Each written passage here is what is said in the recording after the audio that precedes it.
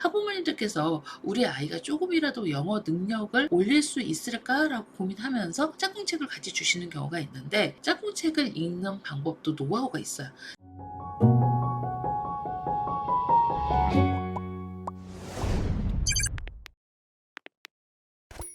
안녕하세요. 퍼플 아카데미 원장입니다.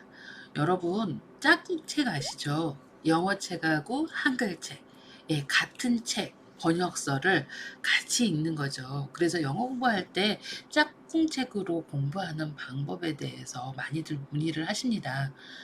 퍼플 아카데미에서는 짝꿍책으로 공부하는 걸 어떻게 생각하세요? 원장님은 어떻게 생각하세요? 라고 물어보시는데, 저는 근본적으로 짝꿍책으로 책을 같이 읽는 건 나쁘지 않다고 생각합니다. 하지만 아이의 레벨에 맞춰서 한다는 기본 가이드는 지켜야 한다는 게 제 의견입니다. 왜 이렇게 말씀을 드리냐면요. 실제로 제가 3권의 짝꿍책을 준비했습니다. 예, 우리나라 번역서죠. 모자 사세요라는, 예, 그림책입니다. 이 책의 원서는, 예, Caps for Sale 이 책인데요. 이 책의 워드 카운트를 보면 674 정도 되고 레벨은 3.1 정도 됩니다. 보통 우리는 이런 그림책을 몇 학년 때 읽죠? 1학년, 2학년 때 많이 읽습니다.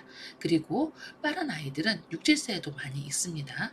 그런데 영어 레벨로는 3.1 정도 되는 거죠.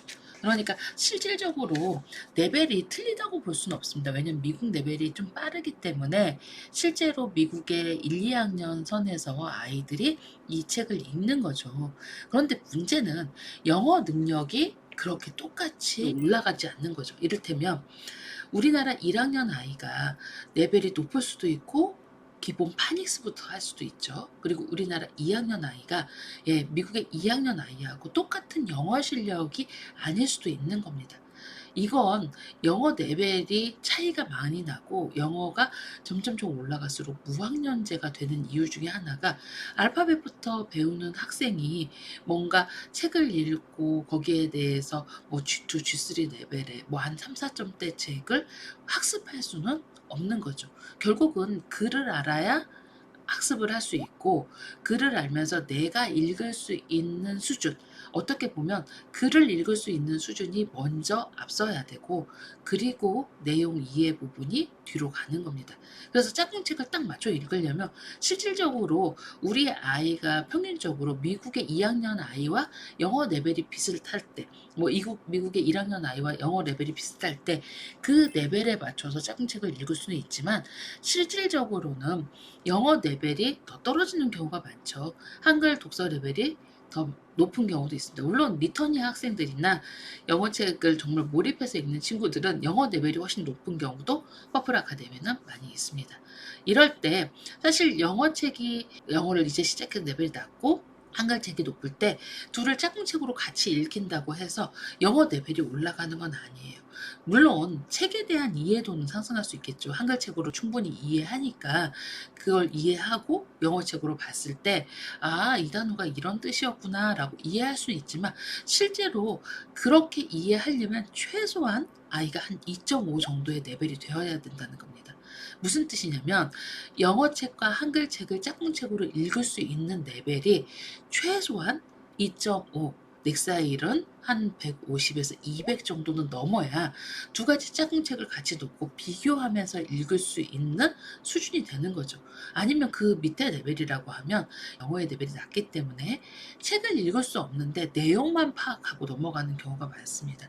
그래서 학부모님들께서 우리 아이가 조금이라도 영어 능력을 올릴 수 있을까라고 고민하면서 짝꿍책을 같이 주시는 경우가 있는데, 이럴 때는 영어 레벨이 2.5 정도 되고, 그리고 최대한 우리 아이가 영어 레벨이 도달했을 때 거기에 맞게 짝꿍책을 같이 읽어주시는 게, 그리고 읽도록 하는 게 중요하다는 거죠.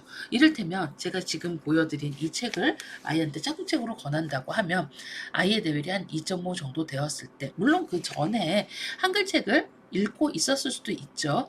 그리고 영어책을 읽을 수도 있습니다. 근데 이제 오래전에 읽으면 상관없지만 한글책 모자 사세로 먼저 읽고 이 책을 읽게 하면 아이들은 사실 문맥을 이해하기보다는 한글책에서 기억한 내용으로 퀴즈를 풀게 됩니다. 그렇기 때문에 실질적으로 정독을 하기보다는 그냥 내용만 파악해서 퀴즈를 풀게 되기 때문에 오히려 영어를 정독하지 못하게 하는 경우가 될 수 있겠죠. 그렇기 때문에 이럴 때는 영어책을 먼저 읽고 영어책을 정독해서 퀴즈를 풀어본 다음에 집에서 똑같은 책이 있네 라고 하면서 한글책을 다시 한번 읽어보게 하면 아이한테 좀 도움이 된다는 거죠. 스킬맨으로 보면 영어를 읽는 게 먼저고 영어를 읽어서 그 내용을 스스로 한번 파악해 본 다음에 한글책으로 편안히 보면서 내가 놓쳤던 내용이 이런 내용이구나. 그리고 이런 내용을 조금 더 내가 모르고 있었네. 그리고 이 단어의 뜻은 이거구나 라고 느낄 수 있는 거죠.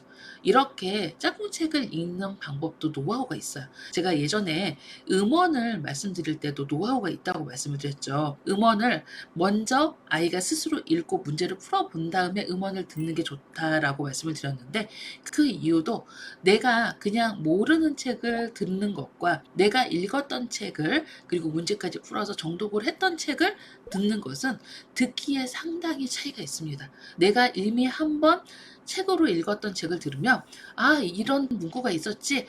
여기서 너무 재밌었는데 이렇게 생각이 들겠죠. 그러면서 어떤 생각이 들어요? 아이가 놓쳤던 단어도 들리게 되고 그리고 이런 문장이 있었나? 이런 것도 좀 들리게 되면서 아이한테 오히려 듣기 능력을 조금 더 많이 향상시키는 역할을 하거든요.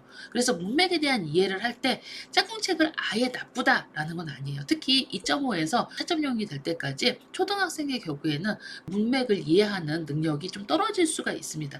이럴 때는 이렇게 픽처북 짝꿍책을 아이한테 읽도록 하면서 아이가 먼저 영어책을 읽고 퀴즈까지 한번 풀어보고 그리고 한글책을 읽으면서 이런 내용을 내가 놓쳤구나 이 말이었구나 라고 느낄 수 있도록 짝꿍책을 도와주시면 좋을 것 같습니다.